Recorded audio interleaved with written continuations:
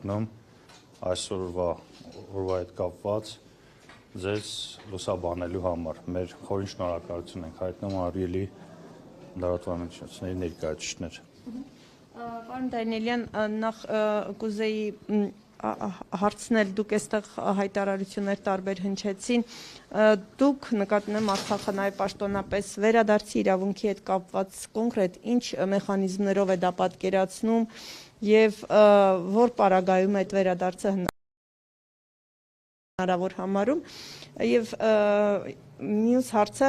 դուք ելույթում կարծեմ ասացիք, որ նախագահի ընտրության հետ կապված, քանի որ հնարավորություններ չկա, ապա իրավիճակը կմնա այնպես, ինչպես այս պահին է, այսինքն կշարունակվի անժամկետ կամ անորոշ ժամկետով այս իրավիճակի պահպանումը, հա ճիշտ եմ հասկանում։ Նախ վերադարձի հետ կապված վերջերս Արցախի իրավունքների հիմնարար պաշտպանության հանձնախումբը, որը ստեղծել է Արցախի Հանրապետության ազգային ժողովը,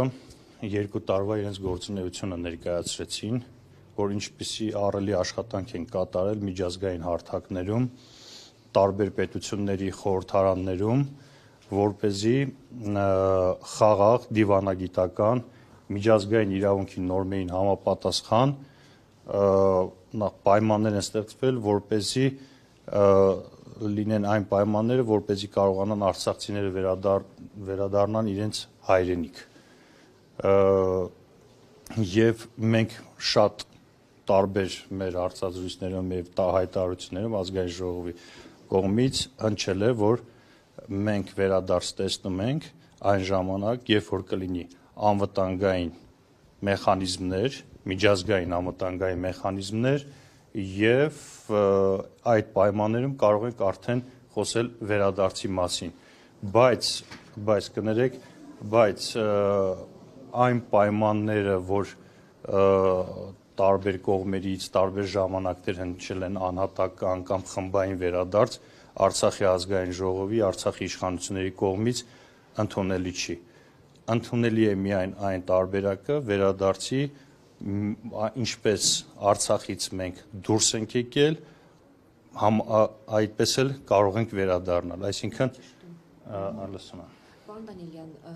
դուք հնարավոր համարում եք ռազմական գործողությունների միջոցով Արցախ վերադարձը։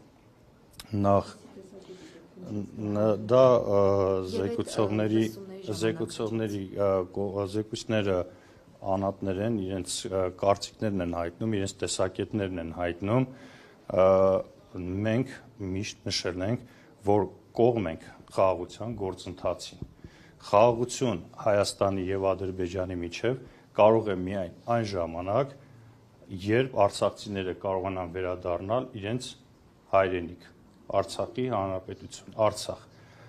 Եթե տարածաշրջանում Հայաստան, Ադրբեջան ցանկանում են երկարատև խաղաղություն, դա միայն հնարավոր է արցախցիների վերադարձով։ Մեր տեսակետը սա է, նորից եմ կրկնում, մենք բազմաթիվ պատերազմներ ենք տեսել, մեր ժողովուրդը պատերազմներ են տեսել, մենք ցանկանում ենք, որ խաղաղություն լինի, բայց խաղաղությունը այսպես անընդհատ կրկնելով ամեն օր խաղաղություն ասելով խաղաղություն չի գալիս։ Խաղաղություն ես կտեսնեմ այն ժամանակ, երբ Բաքվից վերադառնան մեր բոլոր գերիները։ Խաղաղություն մենք կտեսնենք այն ժամանակ, երբ որ Ադրբեջանից ինչ որ այսօր հայտարարում են, դա չլինի, այսինքն մեքենաներով, տանկերով, չգիտեմ ինչով կգան Հայաստանի Հանրապետություն։ Խաղաղություն կլինի այն ժամանակ, երբ Հայաստանի Հանրապետության սուվերեն տարածքից ադրբեջանական զորքերը դուրս գան։ Եվ խաղաղություն կլինի այն ժամանակ, երբ որ արցախցիները կարողանան վերադառնալ իրենց հայրենիք։ Այդ ժամանակ մենք պատկերացնում ենք խաղաղություն, բայց քանի որ նշածս ոչ մի բան չկա, այդ ժամանակ խաղաղության մասին խոսելը այս բանին ես անիմաստ եմ համարում։ Պարոն Դանիելյան, հայաստանյան իշխանությունները նշում են, որ փախստականների վերադարձի հարցը այս փուլում ոչինչ չի տալու եւ ըստ էության այդ հարցը բարձրացնելով խոչընդոտվում է խաղաղությունը։ մտավախություն չկա արցախցիների կողմից, երբ պարբերաբար հավաքական վերադարձի հարցն է բարձրացվում եւ ասում են, որ պետք է այդ վերադարձը լինի։ Հիմա արցախցիները, որ այսօր հայտնվել են Հայաստանի Հանրապետությունում եւ ծրվում են ամբողջ աշխարհում, դա ինչի հետևանք էր։ Ադրբեջանի կողմից ռազմական ագրեսիա 9 կամ 10 ամիս գրեթե բլոկադա սովամա եղած եւ այնպիսի պայմաններ ստեղծեցին, որ Արցախայությունը լքի իրենց տները, իրենց պատմական հայրենիքը։ Հիմա Հայաստանի Հանրապետության իշխանությունները նախ ոչինչ չեն առաջարկում այսօր Հայաստանի Հանրապետությունում արցախցիները որպեսզի կարողանան բնակվել։ Եվ երկրորդը դա միջազգային իրավունքով էլ է հաստատված, որ վերադարձը դա ցանկացած ժողովուրդ կարա իր մարդ վերադառնա իր հայրենիք, իր տուն, որպեսզի կարողանա իր կյանքը շարունակել։ Եվ այսօր խոսել, որ վտանգ է, սա է, վտանգ պետք է բանակցել, ուղղակի պետք է նորմալ բանակցություններ տանել եւ այդ բանակցությունների արդյունքում ամեն ինչ էլ հնարավոր կլինի։ Ինչ վերաբերում է ընտրությունների հետ կապված, ստեղծված իրավիճակում հնարավոր չի ընտրություններ կատարել եւ Արցախի պետական ինստիտուտները շարունակելու են իրենց գործունեությունը այս ձևով։ Պարոն Դանիելյան, վերջերս հրապարակեցի ինստիտուտի բանակցային փաթեթները, դուք Արցախի իշխող ուժի, իշխող թիմի անդամ եք եղել։ Ուզում եմ հարցնել, 2019 թվականների առաջարկին Արցախում տեղյակ էին, քննարկում եղել է այս հարցի շուրջ եւ երբ հետահայաց նայում եք այնտեղ ընդունելի էր, արդյոք կարող էր արդյոք ընդունելի լինել այդ տարբերակը։ Նախ 2019 թվին տեղյակ չէինք, որ նման առաջարկություն կա, վերջերս սկսեց մամուլում ակտիվ խոսալ սրա մասին եւ տեղյակ չեն եղել։ Մենք ամենայն դեպս ես տեղյակ չեմ եղել։ Եվ ռուսական կողմից եղավ սկզբնական շրջանում այս առաջարկների մասին մամուլում, հետո արդեն կառավարությունը հրապարակեց մեր համար պարզ էր, որ Մինսկի խմբի շրջանակներում այդ բանակցային գործընթացը ինչ որ գնում էր, որ հարցի կարգավորումը պետք է լիներ ինքնորոշման սկզբունքը պետք է պահվեր եւ մենք տեղեկություն ունեինք, որ հարցի լուծումը չէր կարող լինել միայն մեկ կողմի լիակատար, այսինքն չէր կարող բավարարվել միայն կողմը, պետք է բավարարվեին բոլոր կողմերը կամ բավարարված չլինեին բոլորը եւ հասկանում ենք, որ պետք է լիներ փոխզիջումներ։ Փոխզիջումներով եւ մենք չենք ցանկանում պատերազմ լինի, խաղաղության մենք կողմնակիցն ենք, որովհետեւ շատ ենք տեսել պատերազմներ եւ պետք էր գնալ արդեն խաղաղ կարգավորման այս տարբերակով եւ 19 թվականի այդ հրապարակված այդ տարբերակը, եթե հետհայացք նայում ենք այսօրվա իրավիճակը եւ այդ առաջարկությունները, որ կան, թող հասարակությունը կներեք ընդունելի պետք է նախ Հայաստանի Հանրապետության իշխանությունները քաղաքական կամք ունենային դա ընդունելի լիներ,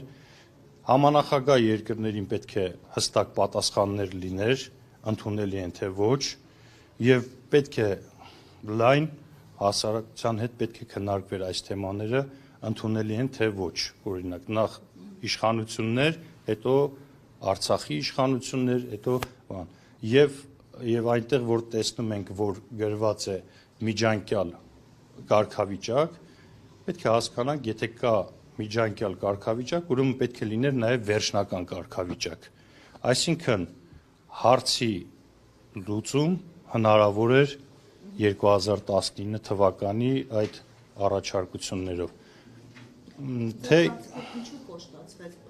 հռետորաբանությունը, դրանից հետո եղավ հայտարարություն Արցախը Հայաստանը եւ վերջ։ դա արդեն պետք է Հայաստանի իշխանություններին հարցնեք, ինչու այդպես դարձավ, ինչու այդպես տարան ընդհանուր գիծը, դա այդ հարցը իրենց պետք է ուղղել։ Դանիելյան, դուք Արցախի իշխանությունների աշխատանքը բավարար եք հիմա համարում, որովհետև կան նաև քննադատություններ ուղղված Արցախի իշխանություններին, ինչու ակտիվ չեն, ինչու են շատ հաճախ Հայաստանի իշխանությունների ոնց որ եւ քաղաքականության եւ թեզերի մեջ տեղավորվում, կարծես ավելի ակտիվ գործունեություն չկա, ոնց կարձագանքեք այս ամենին եւ արդյոք այն է այդ գործունեությունը, ինչ որ պետք էր անել տվյալ իրավիճակում, քանի որ Արցախի ժողովուրդը ձեզ է ընտրել, ձեզ է վստահել որպես իրենց անունից հանդես եկող մարմին, հա, մարմիններ, անձինք։ Ну, իշխանությունների նկատմամբ ժողովրդի կողմից միշտ էլ քննադատություն լինում է, դա նորմալ է,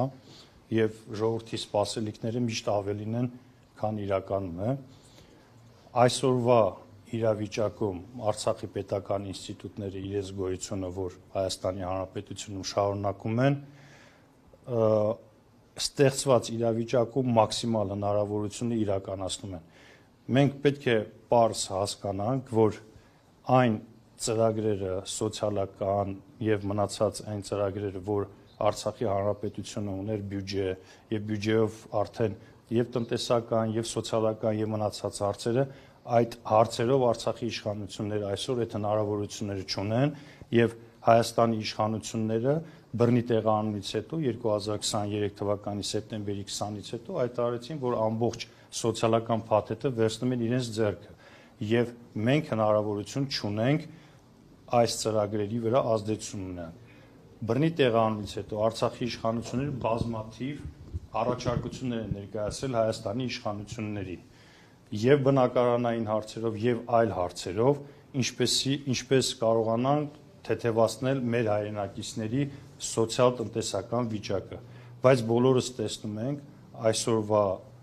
այն ծրագրերը, որ իրականացրել են Հայաստանի իշխանությունները, ձախողվել են կամ գրեթե տապալվել են եւ հիմնական դժգոհությունները իմ շփումներում մեր հայրենակիցների հետ հիմնականում Հայաստանի իշխանություններից են։ Իսկ այն, ինչ որ այսօրվա իշխանությունները Արցախի կատարում են, պահպանել, սա կարևոր է Արցախի պետական ինստիտուտների պահպանությունը, արտաքին եւ միջազգային հարթակներում պետք է միշտ խոսալ Արցախի մասին եւ տարբեր երկրներում միջազգային կազմակերպությունների խորհրդարաններում պետք է բարձր պահել եւ մեր խնդիրները, մեր հարցերը պետք է բարձրացնենք։ Պարոն Դանիելյան, եւս մի հարց կապված Արցախի թեմի առաջնորդի հետ։ Ձեզ համար սպասելի էր, որ թեմի առաջնորդը կմիանա հայտարարությանը 10 եպիսկոպոսների հայտարարությանը, կաթողիկոսին կառաջարկի հանգստի գնալ եւ այլն։ Առհասարակ ինչպես եք սա գնահատում, հանդիպում ունեցել եք արդյոք դրանից հետո թեմի առաջնորդի հետ եւ իրավիճակի հանգուցալուծում դուք ինչպես եք տեսնում, որտեղ եթե չեմ սխալվում, նրա պաշտոնանկության հարց դրված էր։ Արցախի թեմի առաջնորդ Վրդան Սրբազանի հետ հանդիպում չեմ ունեցել, սպասելի չէր, իհարկե, եւ հայ առաքելական եկեղեցին գնահատականը տվել է այդ հանդիպման մասին եւ ես գտնում եմ, որ մեր կողմից գնահատականներ տալը այստեղ ավելորդ են եւ պետք է սպասենք մայրաթորի հայտարարություններին, ինչպես կարձագանքեն եւ հետագա իրենց քայլերը ինչպես կիրականացնեն։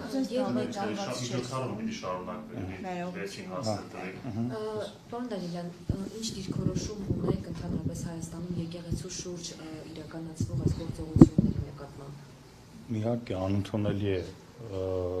հայ առաքելական եկեղեցու դեմ ուղղված այս արշավը եւ պետք է հանգիստ թողել եկեղեցուն։ Հստակ սահմանադրությունով նշված է, որ պետությունը եւ եկեղեցին անջատեն եւ բոլոր խնդիրները ինչ որ կան եկեղեցում պետք է լուծվի եկեղեցու ներսում եւ պետք չի մենք կամ այլ ինչ որ մարդիկ, ովքեր որ կապ չունեն, խառնվեն եկեղեցու գործերին։ Իմ խորհուրդս բոլորին, ովքեր որ փորձում են, հանգիստ թողեք հայ առաքելական եկեղեցու, որովհետեւ հայ առաքելական եկեղեցին